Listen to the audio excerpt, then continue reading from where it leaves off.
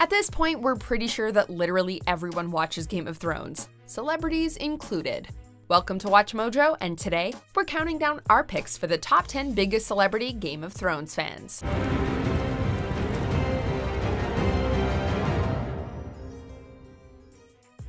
Before we begin, we publish new content every day, so be sure to subscribe to our channel and ring the bell to get notified about our latest videos. For this list, we're looking at well-known public figures who've spoken about their love of Game of Thrones. We'll be touching on some major plot developments, so a spoiler warning is in effect. When people ask you what happened here, tell them the North remembers. Tell them winter came for House Frey. Number 10. Snoop Dogg. I just watched it last night. For the first time? No, I watched the whole series. He's probably high as hell while watching it, but Snoop Dogg loves him some Game of Thrones. He and Seth Rogen spoke about their love of the show on Snoop's GGN, while partaking in a little something. Snoop gives a fantastic recap of events leading up to Tyrion's trial by combat. He also offers his 2 cents on why the Unsullied lack their stones and pillars. Oh, they didn't want that thing to be seen. That thing would come out that little suit they be wearing because they don't be having no drawers on. It's good times all around. And like Seth said, Snoop should really host a weekly Game of Thrones recap. If they're anything like this one, it would definitely be entertaining. You should do a weekly Game of Thrones. Lily. Number 9. Ryan Reynolds. While we haven't seen Ryan on the show, it's not for lack of trying. His wife Blake Lively has spoken about his obsession, joking that he, quote, did everything he could to pirate episodes that hadn't even been shot yet. Reynolds has admitted that there's nothing he won't do to get his Game of Thrones fix, and suggested that he could play a long-lost Lannister, or take over from Liam Cunningham or Aidan Gillen. I did warn you not to trust me.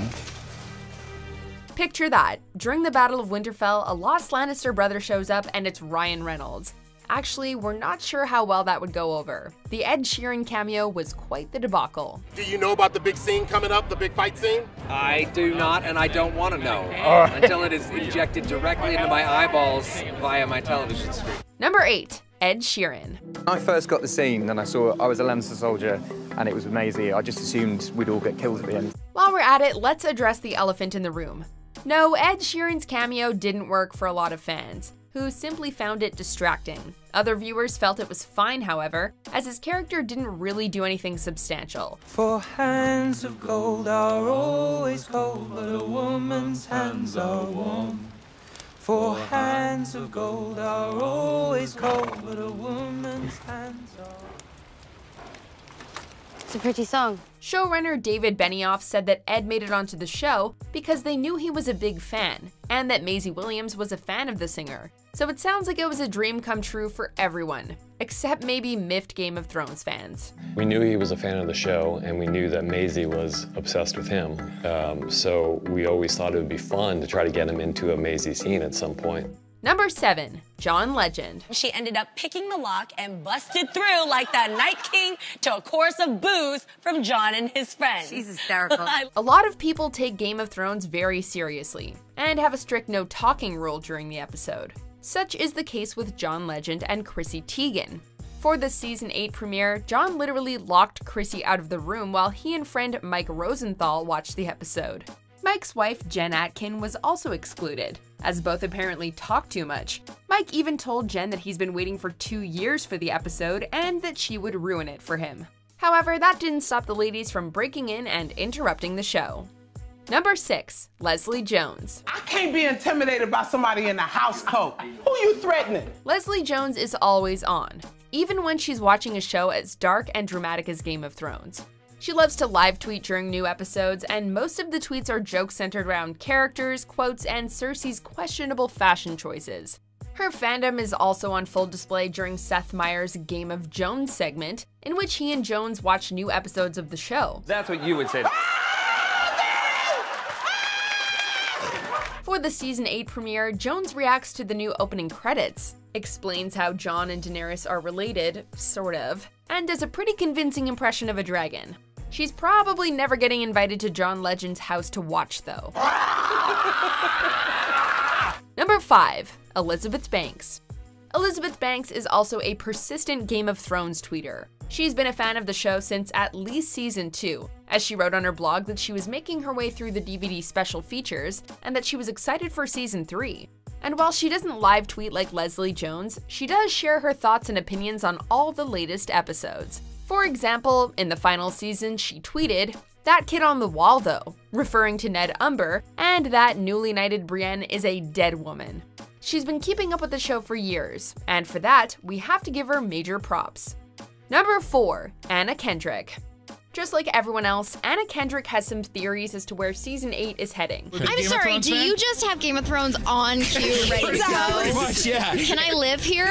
She sat down with Hello Giggles and shared a few of her theories, like that Tyrion will betray Daenerys and side with Cersei. You do have to admit there seemed to be a lot of detail missing from that fateful King's Landing meeting. However, she's not a fan of the popular Mad King Bran theory, saying, quote, "If it turns out that the Mad King went crazy because of something Bran did, just forget the whole thing." It's nice to know that even A-list celebrities are getting in on the theory action. What do you love about it the most? I guess that the fact that, like, I care that much. Like, I've never watched a TV show where I've been like, I really need you guys to get smart and figure it out. Like, I'm usually just like, oh, are you gonna die in this episode? Number 3, Kerry Washington. I feel like the insignia for Olivia Pope's house would be a hat and a purse. Sometimes fandoms start out of spite. At least they do with Kerry Washington. Kerry originally got into Game of Thrones because her parents would end their Sunday night calls to watch the show. My mother would be proud of me if I said the Kingslayer, because that's her crush. Kerry told Jimmy Fallon that she began to watch the show to make fun of them, but quickly got sucked in like the rest of us. And she's since thanked her mom in spades, cooking her a Game of Thrones-inspired dinner, complete with turkey legs, rice pilaf, grapes, fire-roasted vegetables, and ale. A few years later, she took her mom to the set of Jimmy Kimmel Live, when she was on with Nikolai Coster-Waldau. I would be scared for Olivia Pope to meet up with a White Walker. I would. Number 2, Kristen Bell and Dax Shepard. When it comes to celebrity Game of Thrones fans, few, if any, are at the level of Kristen Bell and Dax Shepard.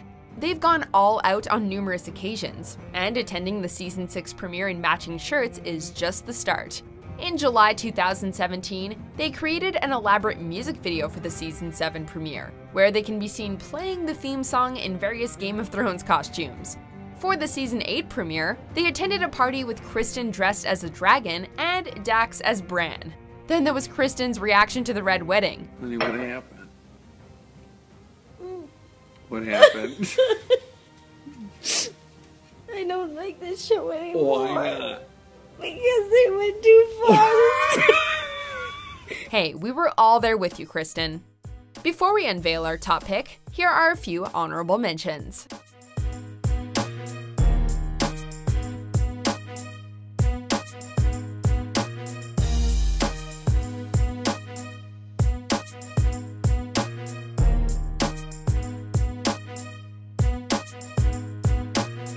I feel bad for everybody on Game of Thrones because they can't experience Game of Thrones, you know? What do you mean? Well, like, they don't get to, like, why they don't, like, every week, like, oh my god, Game of Thrones, here we go!